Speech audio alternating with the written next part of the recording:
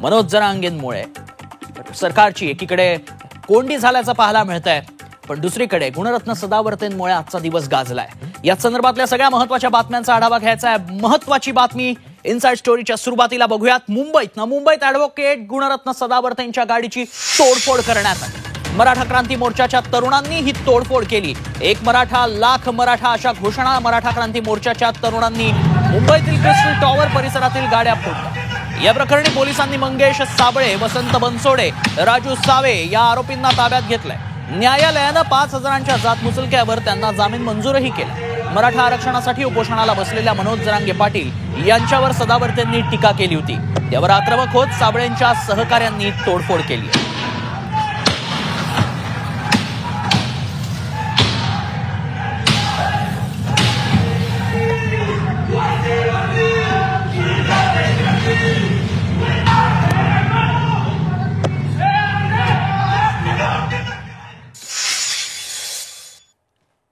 दरम्यान गाड्यांची तोडफोड झाल्यानंतर सदावर्तेंनी मनोज जरांगेंवरती निशाणा साधला।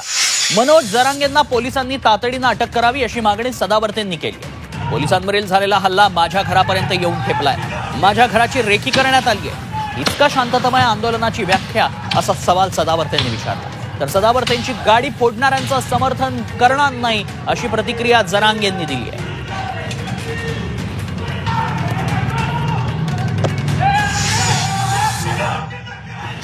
हल्लेखोरांना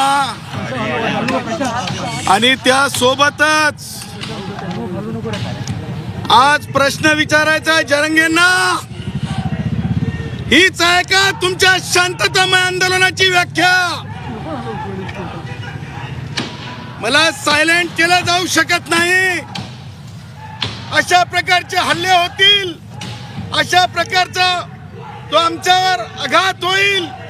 सामान्यांचं 50% जागा वाचवण्यासाठी पुढे आल्यामुळे आम्हाला त्रास दिला जाईल अशा प्रकारचे कॉल, व्हिडिओ, ऑडिओ रेकॉर्डिंग्स, त्यासोबतच सोशल मीडियावरले धमक्या ह्या स्पष्ट होत्या। बस झालं, ज्या माणसामुळे पोलीस दारातीर्थ पडले अशा जरांगेला तातडीने अटक करा, मुसक्या बांधा। आम्हाला अधिकृत काहीच माहिती नाही, कोण आहेत काय आहेत। आताच आम्ही तुमच्या माध्यमातून ऐकतोय, माहिती मिळाली कोणाच्या गाडीला काय धक्का लागलाय का धक्का लावलाय, काय झालं हे आम्हाला माहिती नाही। परंतु मराठा समाज शांततेत आंदोलन करतोय, हजारो गावात करतोय, आत्ताही चालू आहेत, चालू राहणार आहेत, त्याच्यात काय दुमत नाही। सरकारनं गांभीर्याने घेऊन मराठा समाजाच्या आरक्षणाचा विषय ताबडतोब सोडवावा। परंतु आम्ही काय जो प्रकार झालाय तोडफोड कायचा याचं समर्थन करत नाहीत।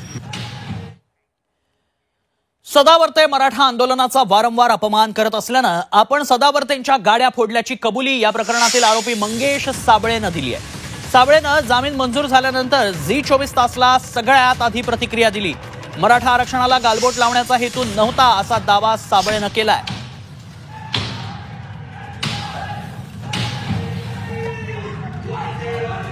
मराठा समाजाचं शांततेत चालू असलेलं हे आंदोलन आहे आणि या आंदोलनाला कुठलाही गालबोट लावण्याचा आमचा प्रयत्न नाही।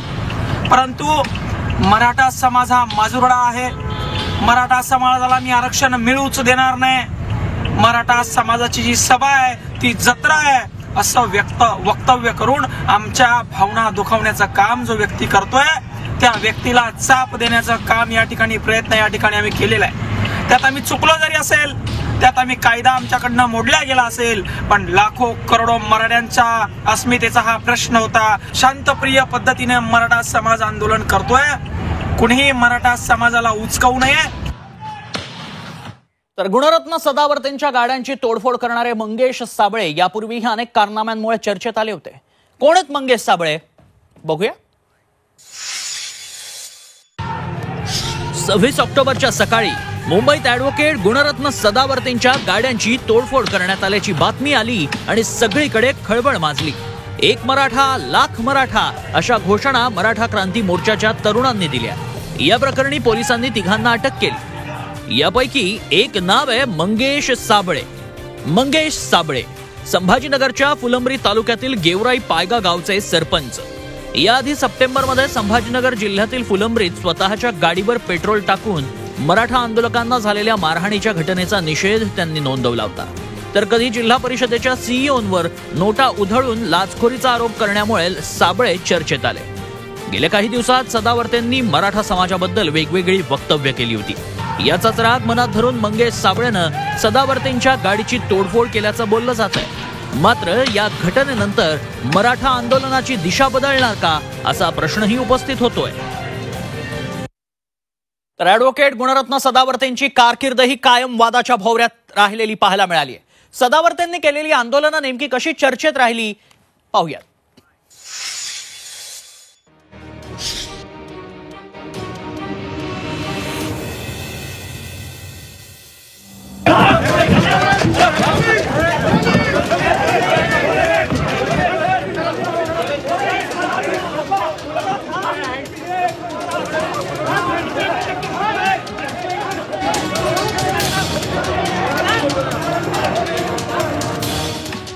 मार्च 2021 मध्ये मराठा आरक्षणाला गुणरत्न सदावर्तेंनी विरोध दर्शवला. मराठा आरक्षणाविरोधात सदावर्तेंच्या पत्नीनंही याचिका दाखल केली. सुप्रीम कोर्टाच्या खंडपीठाकडून मराठा आरक्षण रद्द करण्यात आलं. डिसेंबर 2018 मध्ये गुणरत्न सदावर्तेंवर मुंबई हायकोर्टाबाहेर हल्ला झाला होता. सदावर्ते मीडियाशी बोलताना हा हल्ला करण्यात आला. हल्लेखोराला वकिलांकडून बेदम चोप देण्यात आला. फेब्रुवारी 2022 मध्ये एसटी कर्मचाऱ्यांचं आंदोलन सदावर्तेंकडून हायजॅक करण्यात आल्याचं पाहायला मिळालं. सदावर्तेंच्या चिथावणीमुळे संप चिघळला.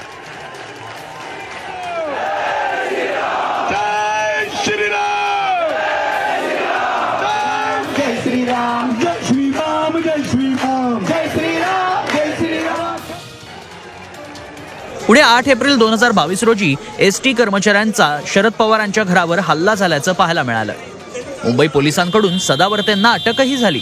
अटकेनंतर सदावर्तेंचा फिल्मी ड्रामा त्यावेळी पाहायला मिळाला होता. ऑक्टोबर 2023 मध्ये मनोज जरांगेंच्या अंतरवालीतील सभा जत्रा असल्याचा उल्लेख सदावर्तेंनी केला. सदावर्तेंविरोधात मराठा समाज आक्रमक झाल्याचं पाहायला मिळालंय.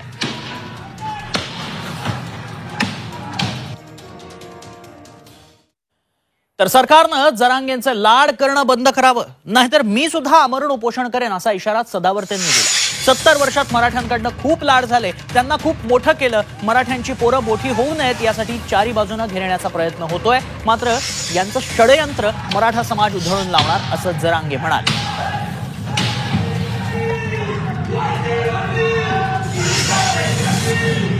सरकारला सांगत आहे एकट्या जरांगेचं ऐकायचं नाही. आमचं सुद्धा खुल्या वर्गातील विद्यार्थ्यांसाठीच्या गुणवत्तेसाठी आम्ही लढत आहोत. आमचं सुद्धा ऐकलं पाहिजे. आणि जरांगेचा लाड जर तुम्ही थांबवला नाही तर मला या क्षणापासून सुद्धा मी प्राणांतिक उपोषण करेल. जरांगे पाणी घेऊन उपवास नसतो. मी सांगितलं होतं सलाईन घेऊन उपवास नसतो. मला हे समजत नाही. ही आहे का मागासलेपणाची व्याख्या? हे आहे का मागासलेपण? हे आहे का दादागिरी? आमच्याकडून जास्त लाड झालेत त्यांचे. 70 वर्षात आमच्याकडून लाड झालेत. आम्ही खूप लाड केलेत मराठ्यांनी, खूप मोठं केलंय. त्यांचे लेकरं बाळ मोठे झाले. आमचे लेकरं बाळ मोठे करायचे. त्यांना वाटतं मराठ्यांचे पोरं मोठे होऊ नये याच्यासाठी चारही बाजूने प्रयत्न आहेत. पण यांचं षडयंत्र उधळून लावणार मराठा समाज शांततेच्या आंदोलनानं. तर सत्ताधारी शिंदे गटाचे आमदार संजय गायकवाड यांनी गुणरत्न सदावर्तेंना संपवायची भाषा केली आहे. एका आमदारानं गुंडाची भाषा कशी केली बघूया.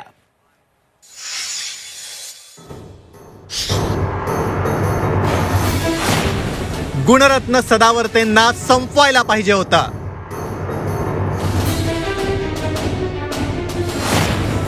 सत्ताधारी आमदाराचं वादग्रस्त वक्तव्य.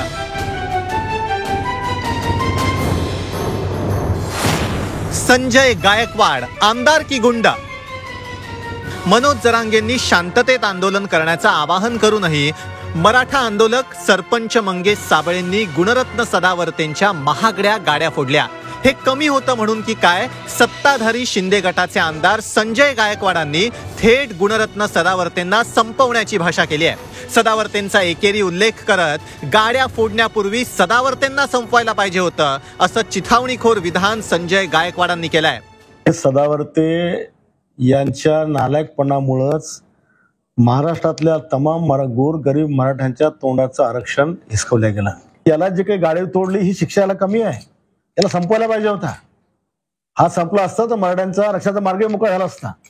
पण ज्याने कोणी केलं मी त्यांना सांगतो की बाबा जरा कमी झालं, याची व्यवस्था चांगली करायला पाहिजे होती. गुणरत्न सदावर्ते मराठा आरक्षण विरोधात याचिका करते होते. सनद रद्द होण्यापूर्वी मराठा आरक्षण याचिकेविरोधात त्यांनी कोर्टात बाजू मांडली होती. त्यामुळे बहुतेक मराठा नेत्यांचा त्यांच्यावर राग आहे. संजय गायकवाड हे सत्ताधारी पक्षाचे आमदार आहेत. सदावर्तेंना कायद्याच्या घेऱ्यात अडकवलं पाहिजे, मात्र संपवण्याची भाषा कितपत योग्य. संपवायचंच असेल तर आरक्षणाचा मुद्दा संपवून मराठ्यांना न्याय देणं त्यांच्याकडून अपेक्षित आहे, अशी चर्चा सर्वत्र होते. व्हिडिओ जर्नलिस्ट श्रीकांतसह मी मयूर निकम, झी मीडिया, बुलढाणा. तर दुसरीकडे सदावर्तेंची गाडी फोडल्यावरनं भाजप आणि ठाकरे गटामध्ये आरोप प्रत्यारोप सुरू झालेत. भाजपचे आमदार नितेश राणेंनी उद्धव ठाकरेंवर आरोप केले, तर ठाकरे गटानंही राणेंकडे काही माहिती असल्यास थेट पोलिसांकडे द्यावं असं आव्हान केलंय.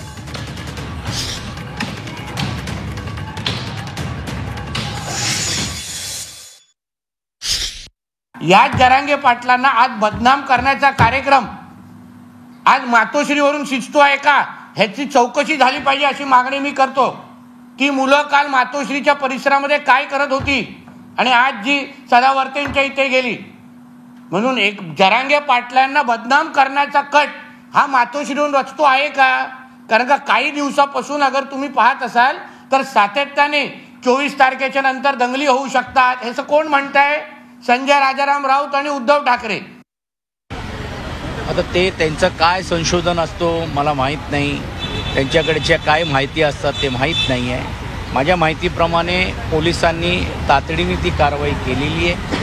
अशा हल्ल्याच्या बाबतीत आम्ही कुठेही पाठिंबा किंवा कुठेही याला आम्ही केलं नाही. आणि आम्ही जर करतो असं तर आम्ही काय लपवण्याचं काम करत नाही आहे. जर असेल तर स्पष्ट रीतीने सांगण्याचं काम केलं असतं. आणि मला वाटतं त्यांनी त्यांच्याकडे अधिकची माहिती असेल तर त्यांनी पोलिसांना द्यावी. पंतप्रधान नरेंद्र मोदींना आता गोरगरिबांची गरज नाही असा आरोप मराठा आंदोलक मनोज जरांगेंनी केला. मोदी राज्यात आल्यानंतर राज्य सरकारला मराठा आरक्षणाबाबत सूचना देतील अशी अपेक्षा होती, मात्र पंतप्रधान मोदींकडून अपेक्षा भंग झाल्याची खंत जरांगेंनी व्यक्त केली आहे. कोर्टची आशा असती ती पण आता काही कामाला आली नाही. पंतप्रधानही लक्ष द्यायला तयार नाहीत, कारण गोरगरिबांच्या प्रश्नाची त्यांना जाण नाही. आपण मराठ्यांबरोबर देशातला गोरगरीब सामान्य समाजही आता जागा होईल की पंतप्रधानांना गोरगरिबांची गरज राहिलेली नाही. त्यामुळं गोरगरीब आता आशेवर जगणार नाहीत, स्वतःचा न्याय स्वतः मिळवण्यास सज्ज होतील आणि त्याशिवाय न्याय मिळत नसतो. आणि आम्ही तर सज्जच आहेत, आमचा तर काही प्रॉब्लेमच नाही. आम्ही मराठ्यांनी विनंती करून बघितली राज्य सरकारला सांगा म्हणून, परंतु त्यांनी बहुतेक नाही सांगितलं अशी माहिती. मराठा आरक्षणाचा मुद्दा जास्त पेटू नये यासाठी आता थेट केंद्रातल्या वरिष्ठ नेत्यांनीच हालचाली सुरू केल्या आहेत. हा मुद्दा जास्त पेटू देऊ नका असे आदेशच वरिष्ठ नेत्यांना राज्यातल्या सत्ताधारी नेत्यांना दिले असल्याची माहिती सूत्रांकडून मिळते. दिल्लीतल्या काल रात्री झालेल्या बैठकीत केंद्रीय गृहमंत्री अमित शाह आणि संरक्षण मंत्री राजनाथ सिंह यांनी मुख्यमंत्री शिंदे आणि उपमुख्यमंत्री फडणवीसांना सूचना दिल्याची माहिती सूत्रांकडून मिळते.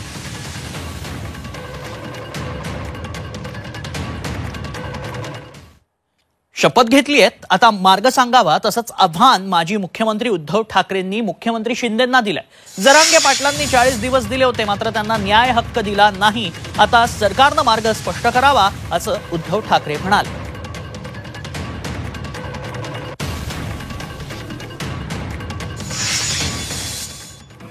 मी छत्रपतींच्या समोर साक्षीने या ठिकाणी त्यांची शपथ घेऊन सांगतो नाही, मी तिथे जाऊन त्यांच्या समोर नतमस्तक होतो.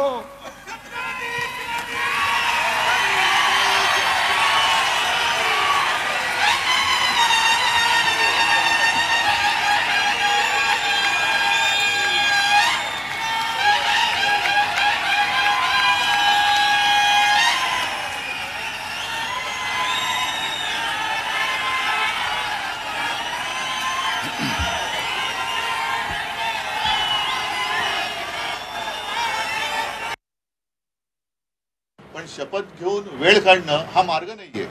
जरांगे पाटलांनी 40 दिवस दिले होते, त्यावेळेला शपथेला जागून त्याने न्याय हक्क त्यांना देण्याची गरज होती, ती दिली नाहीये त्यांनी. म्हणून शपथ तुम्ही घेतलीत, आदर आहे, पण मार्ग काय तो सांगा आणि समजून सांगा त्यांना काय आहे ते.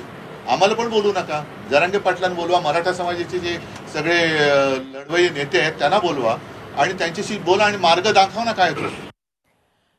तर उद्धव ठाकरेंनी पंतप्रधानांवरही निशाणा साधल्याचं पाहायला मिळालं. पंतप्रधान महाराष्ट्रात आलेत तर त्यांनी मनोज जरांगे पाटलांची भेट घेऊन आरक्षण प्रश्न सोडवावा अशी मागणी उद्धव ठाकरेंनी केली. तर धाड पडते तेव्हा फोन करतात, मग आता पंतप्रधानांना फोन करून सांगा जरांगेंची भेट घ्यायला, असा टोला वनमंत्री सुधीर मुनगंटीवारांनी ठाकरेंना लगावलाय. के श्रद्धालु सिर्फ देश तक ही सीमित नहीं है, विदेशों से भी लोग आते हैं दर्शन के लिए. तो पंतप्रधान महाराष्ट्रात येत आहेत, त्यांचं स्वागत आहे, पण पंतप्रधानांनी जरांगे पाटलांची भेट घेऊन मराठा समाजाच्या आरक्षणाचा विषय सोडवावा ही माझी त्यांना विनंती आहे. उन्होंने फोन क्यों नहीं किया? उनको अगर ये आरक्षण के बारे में उनके मन में कुछ प्रेम है, इसके पहले तो था नहीं, इसके पहले तो उन्होंने उस मोर्चे की खिल्ली उड़ाई थी. अगर उनके कोई रिश्तेदारों पे कोई धाड़ होती है तो बराबर फोन करते हैं. तो मराठा समाज के भाइयों को न्याय देने के लिए फोन करने में क्या है? क्या हमारे मराठी भाषा में कहते हैं क्या खट्टी है क्या हमारी? राजनीति में कोई किसी के साथ शत्रुता थोड़ी रखता है. तर कुणबी मराठा जात प्रमाणपत्र देण्याच्या कार्यपद्धतीसाठी नेमलेली समिती आज लातूरमध्ये दाखल झाली आहे. मात्र या समितीपुढे एक अजब पेच निर्माण झालाय. 1967 पूर्वीची जातीबाबतची कागदपत्र सांभाळायची जबाबदारी सरकारची असतानाही तीच कागदपत्र गायब झाल्याचं मराठा समाजानं शिंदे समितीपुढे सांगितलंय. निजाम काळात दोन्ही सर्वे गायब असल्याचं सांगण्यात येत आहे. 1967 पूर्वीचे कागदपत्र, हे सगळे कागदपत्र सांभाळायची जबाबदारी सरकारची असताना बराच मोठा डाटा डिस्ट्रॉय झालेला आहे. निजामकालीन काळामध्ये काही 2-3 सर्वे झालेले होते, जसे की गेवराईमध्ये, ज्यामध्ये पूर्ण डिटेलमध्ये मराठा समाजाबद्दल सर्वे केलेले होते. ते सर्वे गायब आहेत. ते सर्व जबाबदारी शासनाची आणि प्रशासनाची होती. ते शिंदे समितीने मान्य केली. मराठा आरक्षण आंदोलनाला माथाडी कामगारांनी देखील आता पाठिंबा दिलाय. मराठा आरक्षणासाठी मनोज जरांगे पाटलांनी सुरू केलेल्या उपोषणाला पाठिंबा देण्याचा निर्णय माथाडी कामगारांच्या आज झालेल्या बैठकीत घेण्यात आला. त्यासाठी उद्या नवी मुंबई एपीएमसीमध्ये 1 दिवसीय लाक्षणिक बंद पाळण्यात येणार आहे. एपीएमसीच्या 5ही बाजारपेठा उद्या बंद असतील. माथाडी नेते शशिकांत शिंदे आणि नरेंद्र पाटील यांच्या उपस्थितीत हा निर्णय घेण्यात आला.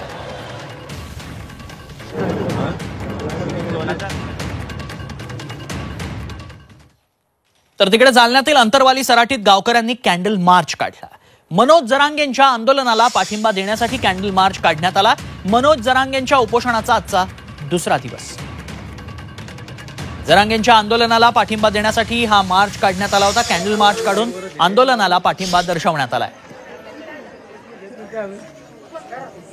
जालन्यातला हा कॅन्डल मार्च जरांगेंच्या आंदोलनाला पाठिंबा दर्शवण्यासाठी काढण्यात आलेला कॅन्डल मार्च. अंतरवाली सराटीतला कॅन्डल मार्च आपण बघतोय.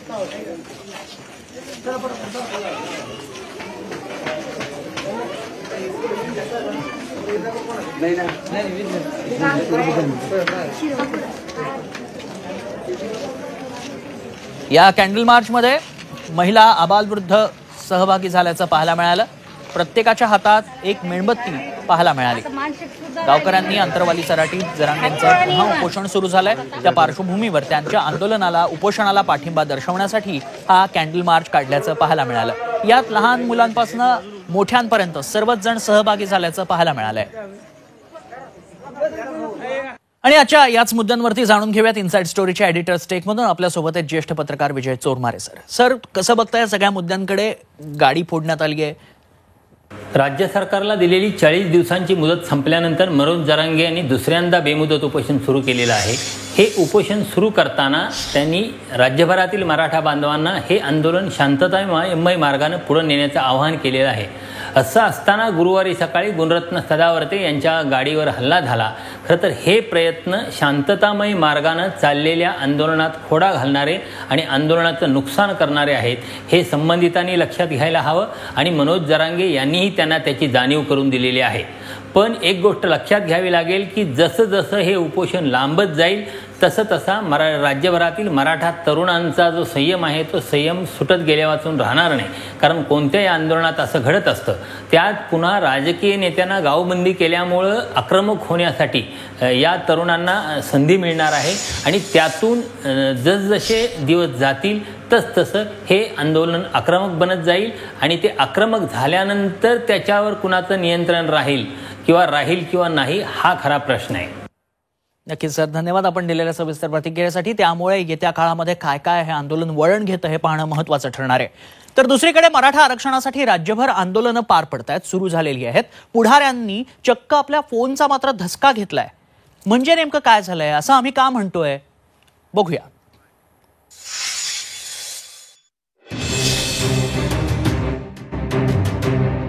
फोनवरून धमकी, पुढाऱ्यांना धडकी. पुढाऱ्यांना मोबाईल रिंगचा धसका. राजकीय नेत्यांना फोनमुळे डोकेदुखी का?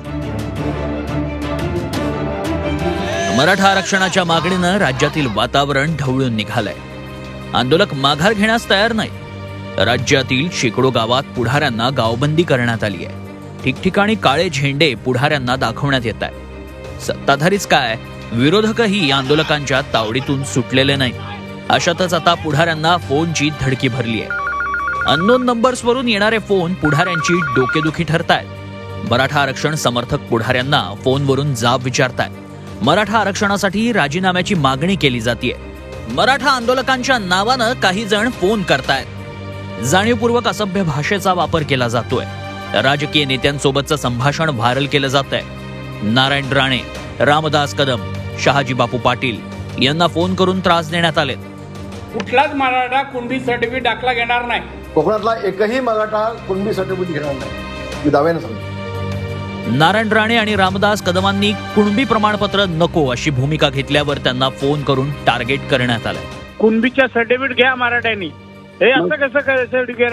आरक्षणाची सर्टिफिकेट गोष्ट वेगळी आहे आणि कुणबीची सर्टिफिकेट वेगळं आहे. नाही ना, ऐकत नाही तुम्ही, समोरून बोला. दमने तर बोलत नाही तरी सर, आपल्याला समोर कशाला बोलताय तुम्ही? फोनवर बोलता समोर. त्याचप्रमाणे शहाजी बापू पाटील यांनाही फोन करून जाब विचारण्यात आलाय. जरा बरं वाटतंय मनाला. नाही बापू, नाही चांगले बोलले तुम्ही, पण तो तोतला नाही का तो रामदास कदम चालत.